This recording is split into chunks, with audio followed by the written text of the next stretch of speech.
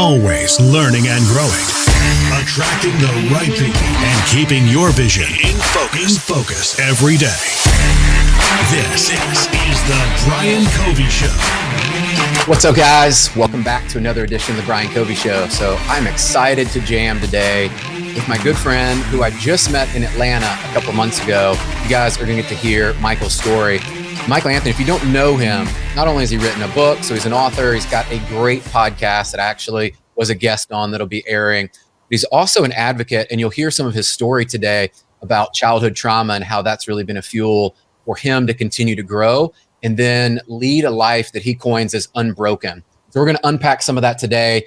And our goal and our mission today, really the intention is, how can you go from where you are today?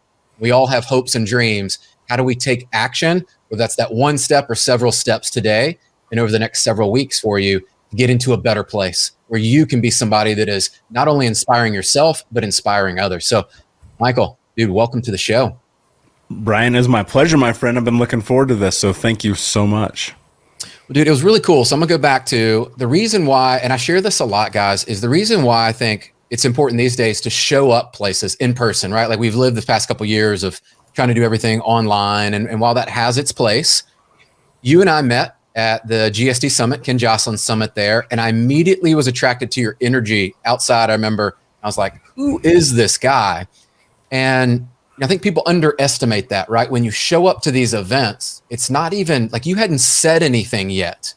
But tell me about that, because I'm just always curious of like where people find that and how you want to show up, because you showed up as the person now that I know, but in that moment I could tell you were somebody I wanted to connect with. Yeah. Well, look, man, I've thought for a very long time now, if you're not putting yourself in the room, find a way to get in the room. And, you know, there's that idea about if you can't buy a ticket, serve water. And I believe that entirely, because I'll give you context. That day before we had met, John Maxwell's on stage. Yeah. And John Maxwell's leadership books have played a huge role in my life. And we get an opportunity to raise our hand for a quick Q&A. And I'm just like, I'll raise my hand.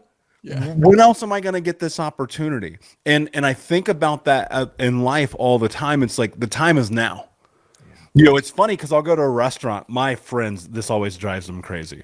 We'll go to a restaurant and you'll put your name on the list, and they'll always say time. I'll put my name on the list, and for the time I write now. Every time. I don't care what time it is. The time is now. That is the time it is.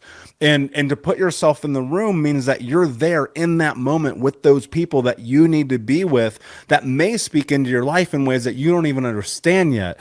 And that to me started with a willingness to be able to face my fear about spending money on those things. Yeah. Because early on in this, I was so terrified of the idea of like, I'm going to spend $100, $500, $5,000, $10,000. I'm going to spend $10,000 to go in this room. And it's incredible how those choices and those decisions have shaped and changed my life forever. And so anytime I can get the opportunity to go there, I'm going to do it. But more so, it's also about listening. My friend Russ called me. He goes, "Hey, man, I'm speaking for the first time on this big stage. I'd love if you could make it out there." I go, "Dude, do you know how busy I am? I can't just change my life a week. You're letting me know a week in advance, Russ. Really?" And he goes, "Hey, man, you should be out here. I think there's good people." I go, "Got it. I'll be there. I'll change everything." Because this virtual thing is fine, whatever. But in person, that's where you connect, you break bread, you have conversation. You're in the hallway till 2:00 in the morning in the hotel talking when everyone has gone to bed. Yeah. And that's where that comes from. And I believe entirely that people come into our lives because they're meant to, but you've got to put yourself in that room to meet those people. I love that. So anybody listening out there right now, what would you tell them, or what advice would you give them early on when you started to do this? Because I love how you were like, I remember paying $100 and thought that was like, whoa, I'm spending $100 to be in the room. And now, like you and I know we both invest even more because you can get in better rooms. You can have more access to people. Like you said, like you're going to raise your hand and ask John Maxwell a question, being able to be in a room, that will change your life. So somebody's listening going, hey, like, Michael, where do I start with this? What should I do next? How do I find these things? What advice would you give them? Yeah, man. Start where you are. Like, look, I'll keep it real with you, dude. 10 years ago, when I first started this journey, like I would look at these personal development dudes. I got to tell him this one time. I look at like Tony Robbins. I'm like, this guy's full of shit. Yeah. Like, I don't know what this is, but this ain't real. And you know, what happens is you start to learn like the importance of investing in yourself, because I promise you, Brian, I'm the guy who wouldn't spend $5 on themselves in personal growth and development, but I would take a date out to a $500 dinner at the drop of a hat. Yeah. You have to think about priorities in your life, right? You have to think about what actually matters. And today, when I think about rewinding, if I could go back in time and do anything over again with all the money that I wasted, it would have been, I would have invested it in myself, because those meals, those shoes, the cars I own, the condo, it's nonsense. I have none of that stuff now. And people get so caught up in it. How is this going to help me? People are like, oh, I'm going to buy a book. How is this going to help me? That book could literally have the one thing that you need right now for where you're at in your life. That one conference. I would even argue like the best thing that you could ever do is, people are always like, don't go to Starbucks to save your money. Saving your money at Starbucks is not going to change your life. I promise you that. No. But taking that money that you would have spent at Starbucks and going to an $800 seminar could. And that's the thing that you have to understand, is massive clarity around what you want. See, I had no clarity when I was younger because I came from this crazy traumatic background. So money used to burn holes in my pocket because I'd be like, I just got to get rid of it. Because if I don't get rid of it, then that means it's going to go get taken from me. That was my thought. And then I started thinking about, okay, how do I invest? And in the beginning, it was going to the library. Like, no joke. I still have a library card. Last year, I read 62 books. 56 of them came from the library. I don't pay for those. Are you kidding me? The library is free. My taxes pay. I'm already paying with the taxes. So the thing about it is, if you're at the beginning, you're like, man, I cannot justify it. We will find a way to justify anything. Yeah. Anything. So ask yourself, what are you willing to do to have the life that you want to have? Ultimately, I believe this to be very true. It's an acronym I came up with called TEAM, TEEM. To change your life, you're going to have to invest time, effort, energy, or money. Chances are you're going to have to invest all four. And if you're looking at your life and you're sitting here and you're like, well, I want a different life, but you're not investing your team, you don't get to complain, because nothing's going to be different. There ain't no Disney moment. Nobody's coming to save you. And you're sitting here talking about, oh, I can't spend $100 for this online course, but I promise you, you have $3,000 of crap in your apartment right now just sitting there. How bad do you want it? Because all I'm hearing is excuses. You know, when you said clarity, that was my word I chose for this year. And so you mentioned that. And I go back to, I would give the same advice. Someone asked the other day, like, what would you do in your 20s and 30s different? And now being pretty much in my mid 40s, I go, yeah, I would have not bought the suits. I would not have spent money in places. I look back now and I go, I mean, think about today, like in the workforce, like most of us, like I was in corporate America 13 years. We don't even wear those suits anymore. They just sit and hang out, and like, maybe I wear them. And I think about, wow, where would I have been and how much faster would I have gotten to places and opportunities by investing? And so I would echo that. The part about clarity, I'd love for you to unpack this some more, because I think this is where people start to stumble of, they don't really have clarity in their life. And I think it's thrown around like, oh, you need to get clear on your goals. You need to get clear on this.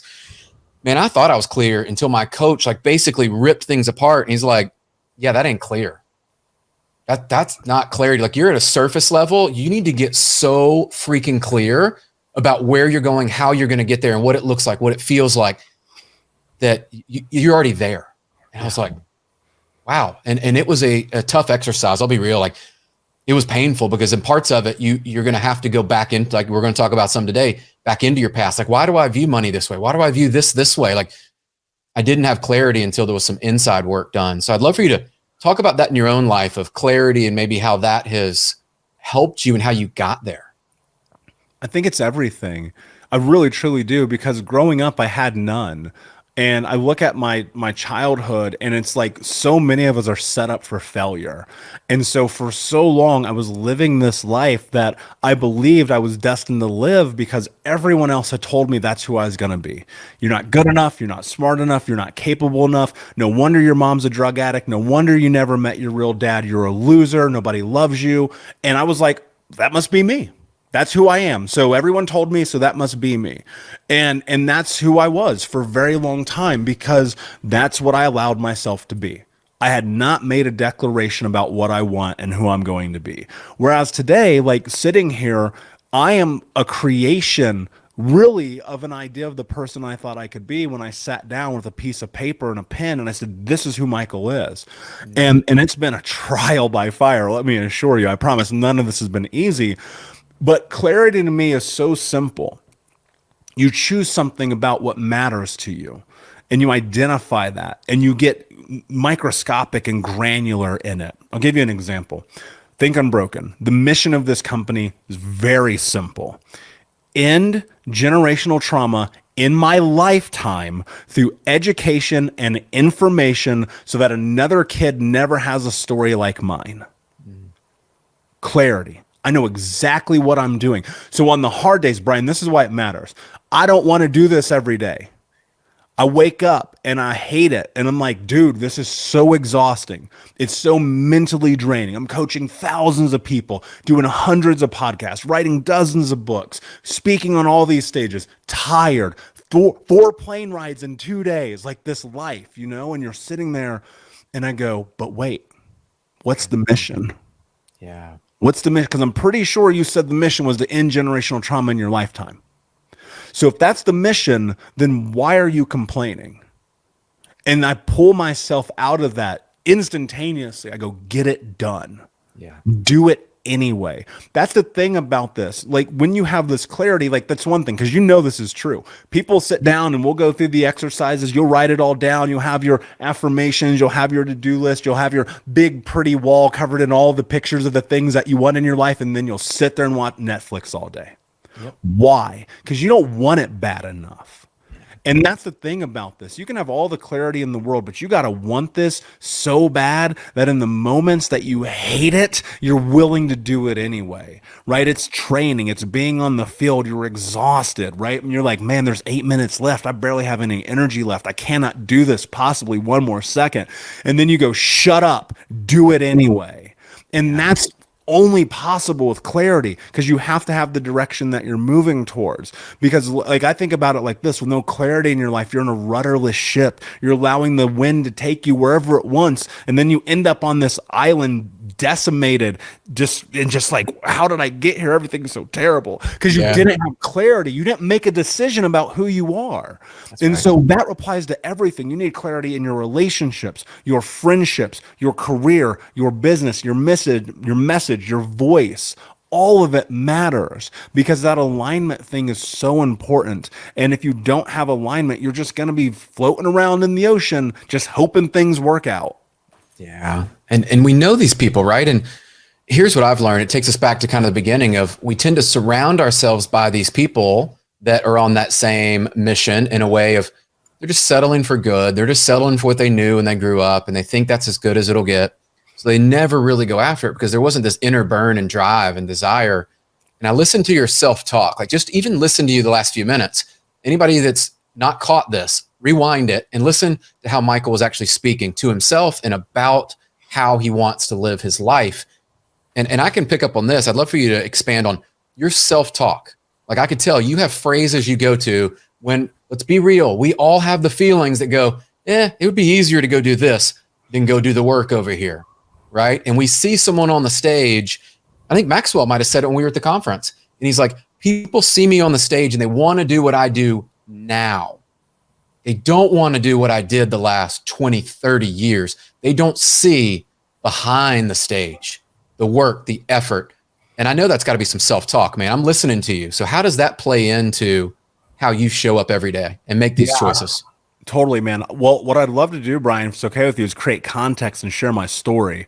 Let's do that. because I think that's necessary for people. Because I think so often people hear this self-talk thing. We've had this conversation before, but I don't think people always combine the causation and correlation and how flipping the switch on self-talk changes everything. And so I want to share this because I think it will really help people understand and solidify what I'm going to follow this with.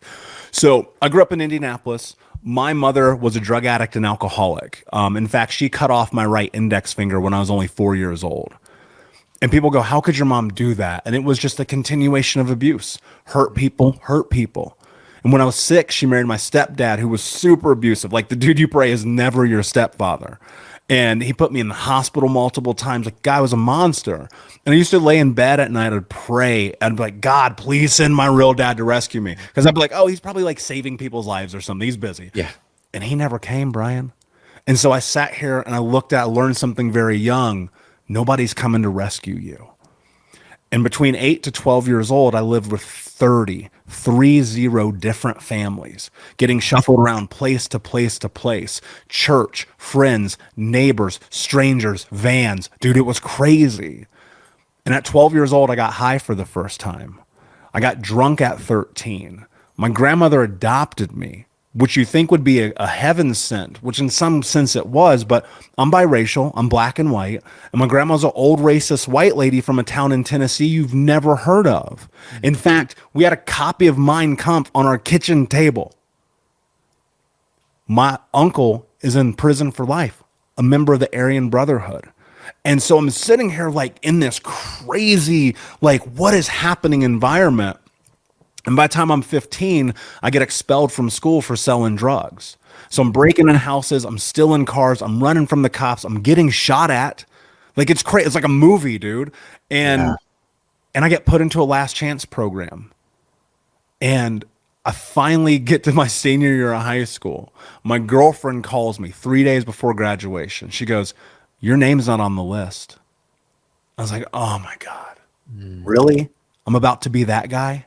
My name's not on the list. So I get in my car, I drive to school, second floor, go to the corner, Mr. Bush's classroom. I wait for the period to end. He comes out. I go, why did you fail me? He goes, I didn't fail you. You failed yourself. And then he told me the most important thing anyone's ever told me to this day.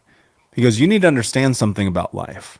If you want to get by, you can't get by in life with your charms and your good looks. If you want something, you have to earn it. And I had to go to summer school and I was embarrassed and all my friends ostracized me. I got uninvited to all the parties. Everyone was like, he's the biggest loser. Because I was a loser, Brian, because of the choices and decisions that I was making, informed by the experiences of my past. And so here I am, it's like summer, I'm working some warehouse job, putting microchips and motherboards all day, 12 hours a day. It's exhausting. And they fire me. Probably because I was stoned, but they fired me. So probably. I'm sitting in my car and I'm like, hold on, stop, pause. What is the solution for poverty? What is the solution for abuse? How do I solve this? Yeah. And I thought it was money because I was like, what else could it be? And so I said, I want to make $100,000 a year legally by the time that I'm 21. And I landed a job with a fast food joint at 18. I'm learning P&Ls and loss and shrink and leadership, running 52 people under my crew as a baby, right? Fast forward a couple years, I land a job with a Fortune 10 company. Everybody knows this company's name. No high school diploma, no college education. I start making six figures, and it destroyed my life because I didn't have clarity. Yeah. And I found myself heading into 26. I was 350 pounds, smoking 2 packs a day, drinking myself to sleep, cheating on my girlfriend. And that's when I put a gun in my mouth. I was done, man. I thought money was going to solve all the pain, all the suffering, all the hurt, but it didn't. And the next day I'm laying in bed. It's 11 o'clock in the morning. Now, keep in mind, again, I'm 350 pounds. Yeah. I'm eating chocolate cake, smoking a joint, and watching the CrossFit games. Now, dude, if that's not rock bottom, I don't know what is. Wow. And I pick myself up, and I walk into the bathroom, and I look at myself in the mirror. And to this day, I don't know why I did this. And as I'm looking in the mirror, I remember being 8 years old. And the water company had come to our house and turned our water off. But they were always turning off our water, turning off the electricity, the heat in the winter. We were getting evicted. It was just another Tuesday. Sure. It's this blistering hot Indiana August summer day. And I take this little blue bucket from the backyard. I walk across the street to our neighbor's house. I turn on the water. And for the first time, I stole. And I remember being like, when I'm a grown up, this will not be my life. And it wasn't financially, but it was in every other way because I was that hurt, lost little boy. And as I looked in the mirror, I realized I'd broken the promise I made to myself as a child. And I asked myself, what are you willing to do to have the life that you want to have? Yeah. And the answer was no excuses, just results. And the truth is that in that moment, I made a declaration to stop negotiating with myself. And I made a decision that no matter what it took, I would create the life that I wanted to have. And in that process, dude, I did all the therapies. I did all the coaching, all the personal development, all the seminars, all the podcasts, all the everything. And slowly I started to learn that I had the ability to, instead of bending myself to the world, to bend the world to me. You see, we grow up and everyone tells you, you're not good enough, you're not strong enough, you're not capable enough. My own mother told me I was a loser. My stepfather beat any sense of self out of me. See, trauma, it's not the scars, man. It's not the finger. It's not the burns. It's not the cuts. It's the theft of identity. And so what happens is your brain has one purpose. It's survival. Your brain does not care about anything else.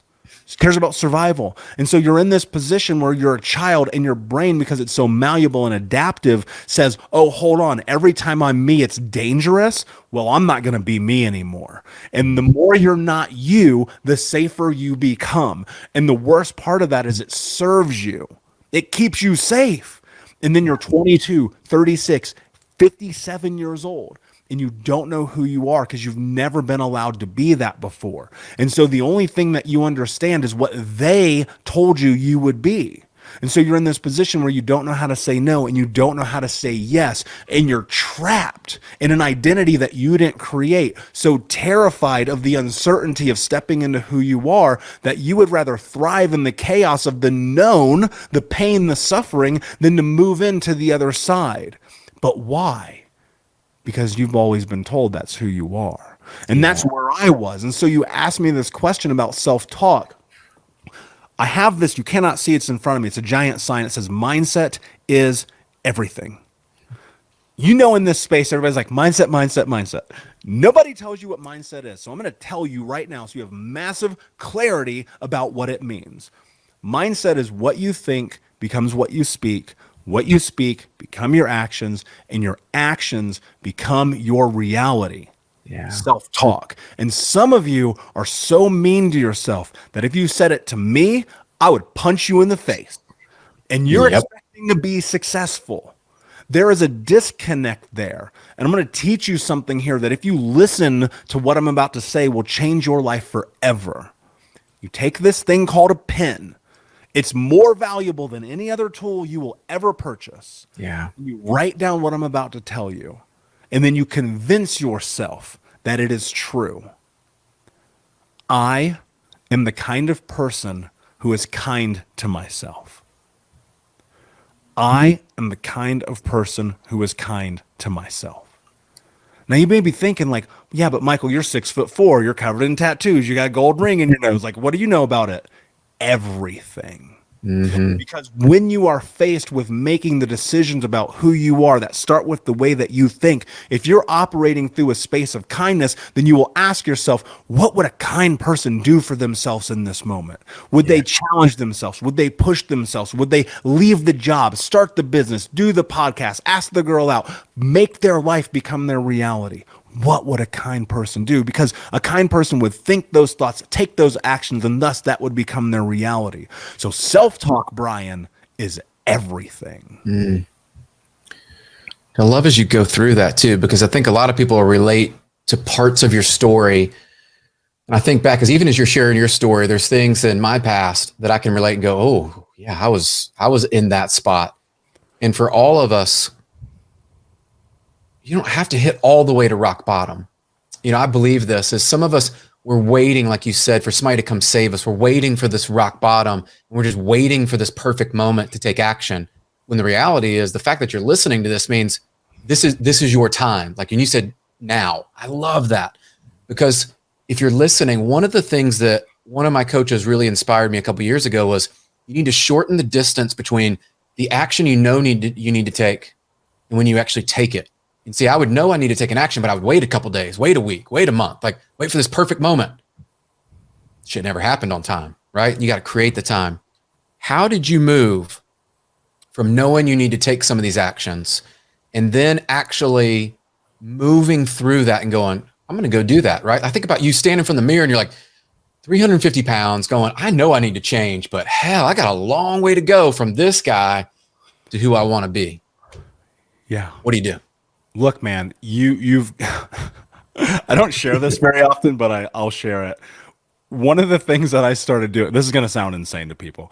One of the things that I started doing, because that mirror is so important, is I started looking at myself and calling myself a terrorist. Because Brian, I don't negotiate with terrorists, brother. Yeah, that's right. And I know that sounds nuts, but trust me, it's just I had to get my brain to that place. And the truth is, it was just this willingness to suffer. Like, I know that's a weird word to use here, but you have to suffer your way to greatness. You have to be willing to do very, very difficult, uncomfortable, and demanding things while simultaneously recognizing that no one else can make you do it but you. And what I realized early on was that my life was so full of regret. I was so scared to be myself that it was terrifying, the idea, the notion. Think about it like this. You're in third grade and you're coloring a house, right? And Miss Smith comes up to you and you just colored the moon purple. And she chastises you in front of the whole room and goes, Brian, the moon's not purple. And all the kids laugh at you. Right. And then you go, wait a second. If I want to do creative things, people laugh at me. If I want to move towards being me, people make fun of me and they don't play with me at recess. Okay, cool. I'm going to bend. I'm going to become a chameleon. I'm going to be what everyone else needs me to be so that I feel safe. And then what happens is you're like, wait a second, I don't know how to be me. I don't know how to show up as myself. And so the struggle, I'm glad you asked me this question, because when I asked myself, what am I willing to do? And it was no excuses, just results. And it led to this not negotiating with myself. The next 3 years were a nightmare. Dude, it was one step forward, a million steps backwards. It was just failing again and again and again, because I was like reframing all of these behavioral patterns that had been ingrained in me since I was a baby. Right. And the thing about the society we live in is everyone always tells you to be quiet, be the guy in the back. Don't stand out. Don't show up. Make sure you stand on the right side raise your hand to go to the bathroom. That's nonsense, man. It's crazy to me that we have ever thought that way. And so I thought to myself, I'm gonna be a contrarian. I'm going to do the opposite of what people tell me. And this was weird because there's a lot of lessons in learning how you navigate that effectively. Sure. But it really was just, I'm not going to do what you tell me to do. The secret that I've discovered about life, when people wrap their head around what I'm about to say, is a powerful tool. I only do what I want to do, and I never do what I don't want to do. That doesn't mean I don't do the monotony. But it means, like, if Brian, you hit me up, you're like, hey, Michael, you want to go Travis Tritt concert? No, Brian, I hate country music. So I'm not going because you want me there, because it makes me feel like you think I'm important. The most important person in my life is me. How I feel about myself when I go look in that mirror. And that means not bending, not placating, not being a chameleon to fit in. And the discomfort, the struggle of building that confidence only comes through the exploration of doing things you've never done before. One of the most incredible moments of my life is I quit a 6-figure corporate job to start my first business. And everyone around me was like, you're crazy. And I'm like, And that's the thing about this journey is you have to be willing to be crazy because everyone around you is going to say, oh, you want to write a book? You don't have a high school diploma and you want to have a podcast. So what do you want? Like, what do you want? Because like, if you're not willing to suffer, if you're not willing to deal with the chastising of people who have nothing to do with your dreams anyway, like you're going to do something that I think is probably more terrible than anything. You're going to die with regret. You're going to be on your deathbed. And at that final, that gas, man, before it's all over, you're going to be like, I didn't do that thing. Yeah. And that to me is a life unlived. And that's why I stopped negotiating with myself, because I didn't live a life for the first 26 years. And I said, I promise you for the next 60, I will. How powerful is that? I mean, for everybody listening, I mean, I think that is where choices and decisions today that we allow other people, and it's like, it's almost tying back into like we buy these things and we spend money to impress people that really don't care. They really don't care, by the way. They care about themselves and what's in it for them. And then you look and go, we wake up and then we start to like stack these regrets. And I've been kind of reframing, for a while I would say, and I'd love your take on this. For a while I'd say, oh, no regrets, not look back. And I was listening to this, it was actually an Ed Milet, Daniel Pink talking about regrets. And I go, hold on, there's something to this. And that was something new for me, and being open to the fact that, hey, there is another way to view this. And to look at, I do have some regrets. Like if we really quantify and talk about what they're, yeah, I do have some, but what am I going to do now? I'm not going to live there. And that was the big message I took out was it's okay to have the regrets, but don't live in that story forever. Like, where are you going now? And what's going to be the future ahead? So I'd love for you to talk about that, because a lot of people struggle with this and like they have regrets and they never move past it. They just want to live back in the past forever. And what you went through, most would go, hell, I don't want to do, I don't want that childhood. Like, I don't want my kids, like you're ending that with your influence. How do you live a life now towards that purpose, right? And not look back on the past. Well, think about this. If I gave you a backpack full of bricks, you had to take it with you everywhere you went. How long are you going to carry that bag with you? And that's the thing about this is there at some point you got to let go. Yeah. You again, and I know I'm going to say it again. The time is now. Yeah. I cannot take back anything I've said, anything I've done, anything that's ever happened to me. And you can leverage that stuff forever and play the victim. I'm going to call some people out right now. It's going to be very uncomfortable because someone listening right now, this is you. You're playing the victim. You're blaming everybody else. You're blaming your childhood, your neighbors, your school, your parents. You're blaming the community. You're blaming your job. Dude, when people blame their job, I'm like, you're the one working it, dummy. Like, and I used to be that guy. It was everybody else's fault. It was your fault, my family's fault, community's fault, Obama's fault. Like, dude, it was everybody's fault. And guess what? It takes as much energy to destroy your life as it does to build your life. It's transferable. And so you can sit here wallowing in what could have been. Oh God, it could have been Sarah in third grade. She could have loved me forever. Oh, that time I didn't get put in the game. I could have won state coach. All those things. Like, no. Why? You get no control over that. You control what you control and you let go of what you cannot. And the one thing you get control of are your actions and your mindset. And so when you're in this and you're thinking about all these things that happen to you, like, dude, I got to look at this cut off finger every day. It does not go away. It's not there because I don't want it to be. And I could sit there and harbor that. And I promise you, I'll tell you exactly where it takes you if you do that. To 350 pounds, smoking 2 packs a day and drinking yourself to sleep. That's what happens when you let that own you. So you can own your story or you can let it own you. And there's a very big distinction in that. And as I move forward and I think about those experiences, do I have regret? Sure. I go, oh man, I could have done that better. But I also go, well, it doesn't matter because I can't change it. But what I can do is learn, because those failures are data and we're iterative human beings and we're always learning and we're always making meaning of new things and discovering. Dude, think about this, Brian. This is the first time we've ever done this before. This is a brand new experience. I've never done this before. I've never been here with you on a Thursday morning having this conversation. Right. So why am I going to hold myself to such a big pedestal of perfection, of trying to be everything all the time and never having the space to have fault?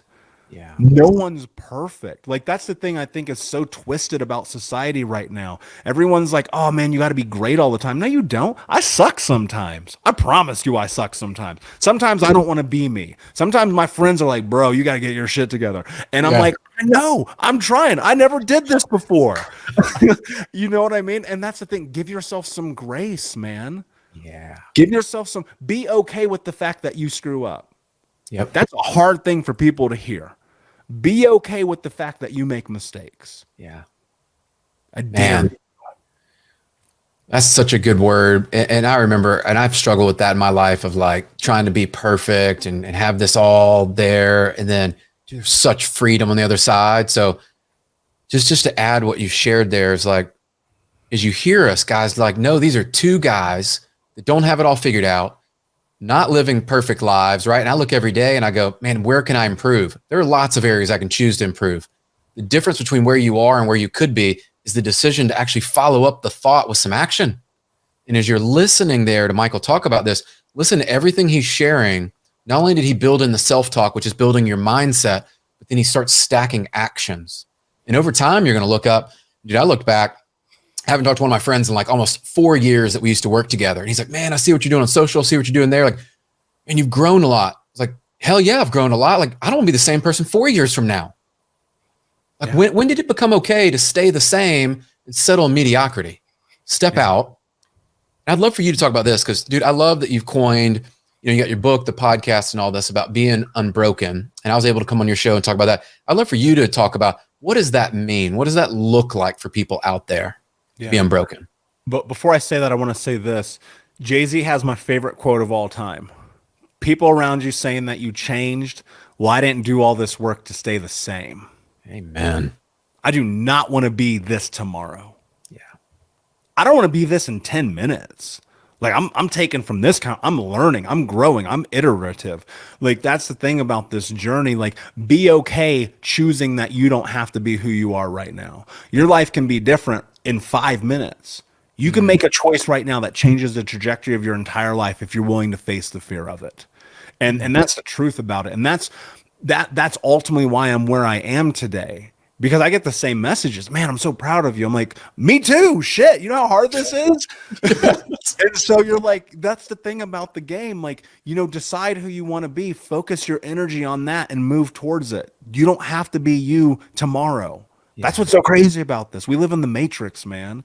Yes. So, Think Unbroken for me came, I was seeing somebody and we broke up. And I'm laying in bed, and she had sent me just this mean text, dude. Because I've done so much healing in my life, and I don't yell, I don't scream. If you yell at me, I'm leaving the room. I dealt with that for 18 years. I'm not playing that game.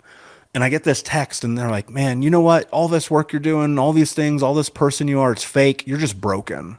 And I remember sitting there, laying in bed. It's like 3 o'clock in the morning. I was like, "No, that ain't true. It's just not true."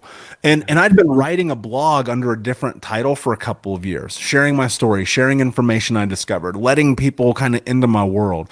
You know more about me in 10 minutes than people who knew me for 27 years. Give you context, right? And it's like a lightning bolt just hit me in the face. It was like, this isn't how I am. It's not who I believe I am. It's not how I think. Yeah. And it was like, boom, that's it.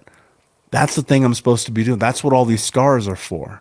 That's what all this pain is for. That's why all these experiences. That's why, my mom died of an overdose, legless, in a random place in the middle of Indiana. My grandmother died in a coma from being an alcoholic. My stepfather kicked the crap out of me. My family's crazy, like distraught. Like, all of these things have happened for a reason. Yeah. I know what I'm supposed to do now. And it was like, all right, my life feels solid. I feel good about who I am. What if I could give that to my brothers? What if I could give that to my sister? Brian, people don't know this. I don't share this. I think I've only ever shared this once. Before I get on stage, I say 4 names: Dom, David, Tyler, Tierra. My siblings' names. Whether it's 4 people or 10,000. I say those names. as a reminder that they are why I created all this. They grew up in that house. They went through the suffering. They went through the pain. You see, when you stop making your life about you and you start making it about service to others, everything becomes different. And I had a mentor once tell me, when you're at your lowest, go and help somebody. And that's what Think Unbroken came from. And the mission of this company, as I said, is to end generational trauma. And it's through the courses, it's through the books, it's through the podcasting, it's through the speaking, it's through all the things.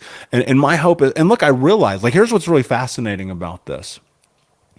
This dream that I have clarity about is impossible, unrealistic, far-fetched, stupid, probably irresponsible. But that ain't going to stop me. Yeah. And that's the thing about this whole thing is, like, if I can give people tools that I wish I would have had when I was 14, 17, 18, 22, 30, man, imagine the shape we could change the world into. And so I'm driven by it. And, you know, on some days, man, I got to tap into the dark side to push through this. Yeah. I got to go into that dark Star Wars energy and find that way to just keep going. Because, man, it's hard. I built $1 million businesses in my life. That's way easier than this, exponentially. You know, I've done big things in my life. All the stuff has been always easier than this. But how bad do I want it?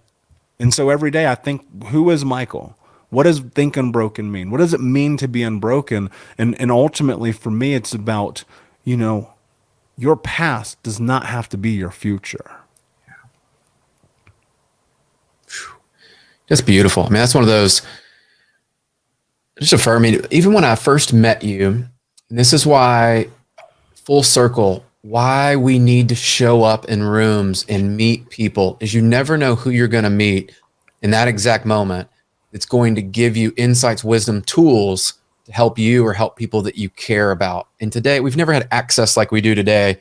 Like, I was sharing a podcast that changed my thought process about some things that I had been wrestling with regrets and certain things. I've been asked that question. I'm like, man, that doesn't land right. Like, I do have some regrets. And I listen to what you're saying is, if you have had trauma, like, get the tools and get the resources to help you turn your life into what God really created you, I believe, to take those experiences and help somebody else. Like, he didn't put you through all that hell to let you just sit there. And what you've done is turned that into a purpose that's on fire. And so I commend you, because these are the type of conversations I enjoy, because we see the hurt that's in the world today. We see the people that don't speak up, but we know they're hurting and they need help. And you're stepping into that space to fill it. So just want to affirm that, because I can just listen to what you're doing and where you are, and I know where you'll be in the future, in the lives that you're going to impact. So dude, thank you. We could talk on, and I'm sure we will connect again soon, but I want people to know, where can they connect with you? Obviously, you got the podcast, you got the book and all that stuff, but to get more resources, if this resonated with them, they're like, yeah, what Michael's talking about, I need healing in this area. How do they connect with you on that journey? Yeah, man. And it's an honor. Thank you for the opportunity to be here with you today. I'm everywhere on social at Michael Unbroken. But everything I teach literally is free on the podcast. Everything. There's nothing I've ever created that's not on that podcast. And so if you just go search Think Unbroken Podcast or go to thinkunbrokenpodcast.com, it's all there. I mean, I even put the books on the podcast. It's literally all there. So you don't have any excuses. I mean, in today's world too, I think about the other night, somebody was asking, like, how do you fit this in? You talk about, you listen to this podcast, you're talking about reading 60 plus books in a year and all that stuff. I'm like, dude, you make time for what's important, guys, right? Like, even the other night at my kids' soccer practice, I'm walking so I can watch, and I'm listening to a podcast as I'm doing this like walk, jog, run series. And I'm thinking, okay, like, that's life, guys. You just integrate stuff in, you get done what's important. If you say it's important, follow it up with action. And so my ask, and I ask at the end of shows like this, that if something resonated, you need to take action, do it today. If it's listening to a podcast that Michael's there, reach out to him, reach out to me, connect up with someone if you need help on that journey, which I think we all do, and make sure that you don't stay where you are, right? God didn't create you to stay where you are. Continue down that journey and make sure that you live a life unbroken, as we talked about today, and inspire other people. I believe that's what we're here to do. So Michael, thank you, my friend. We'll include all the links, show notes, all that fun stuff. Guys, as always, please go on, leave us a review. If you took some value out of this, something resonated with you, I love to see that feedback because it helps us shape the show. I try to bring on guests, just like Michael, that are going to speak into your life and help you go from where you are to who I believe God created you to be. And that's the way that we do it. So leave us a review, help us out, as that is the way that we continue to reach more people and share it with your friends and family and people that can make an impact as well. So we'll catch you on the next episode. See you guys. Subscribe, rate, and review The Brian Covey Show today. Go to briancovey.com.